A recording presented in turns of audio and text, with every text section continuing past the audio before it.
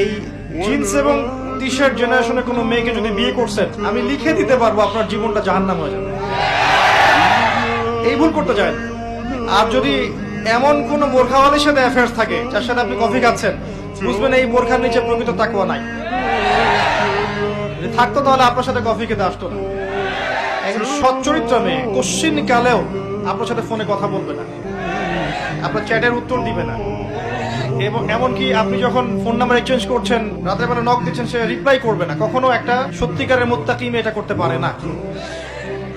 সহজ সমাধানে চলে যান প্রিয় ভাই। আল্লাহকে সন্তুষ্ট করতে হবে এবং যৌবন আল্লাহর জন্য বিলিয়ে দিতে হবে। এই জন্য আপনাকে নামাজি হতে হবে, পড়াশোনা করতে হবে, হালাল রিজিক খেতে হবে। হালাল রিজিকের ব্যবস্থা করার পরে মেয়ে যদি পছন্দ হয়, কোনো মেয়েকে পছন্দ করেন, তার বাবাকে বিয়ের প্রস্তাব দেন, তার মাকে বিয়ের প্রস্তাব দেন, সাহসিকতার সাথে কাজ করেন, সাহসের সাথে যান, মেয়ের হাত চান। যদি মাশাআল্লাহ মেনে নেয় আলহামদুলিল্লাহ, যদি না মেনে নেয় আপনি জোর করেন না, আপনি ফিরে আসেন। ফিরে এসে আল্লাহর কাছে ইস্তেখারা করেন, সেজদায় দোয়া করেন, আল্লাহকে বলেন রব্বানা হাব লানা মিন আজওয়াজিনা ওয়া যুররিয়াতিনা কুররাতা আয়ুন ওয়াজআলনা লিল মুত্তাকিনা ইমামা।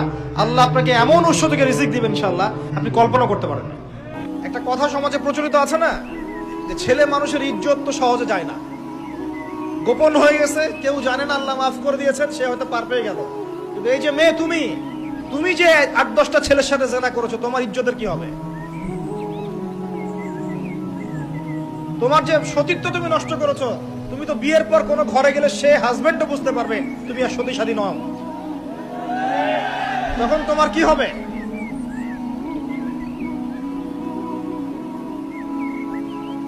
আল্লাহর কাছে ক্ষমা চান, ইস্তেগফার করেন।